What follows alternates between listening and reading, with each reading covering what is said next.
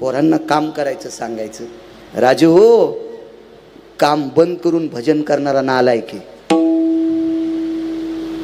कपड्याचं दुकान असेल, गरीबाची पोरगी वाट लावायची आणि तिचा बाप 400-200 रुपये घेऊन माजलगावला साडी घ्यायला आला आणि दुकान उघडा असेल, त्याच्या पोरीला आवडीला अशी जर 400 रुपयाची साडी त्या दुकानावर भेटली, दुकानदारानं उदबत्ती लावायच्या अगोदर जर तिला साडी दिली तर पंढरपूरच्या 100 वाऱ्या केल्याचं पुण्य त्या दुकानदाराला.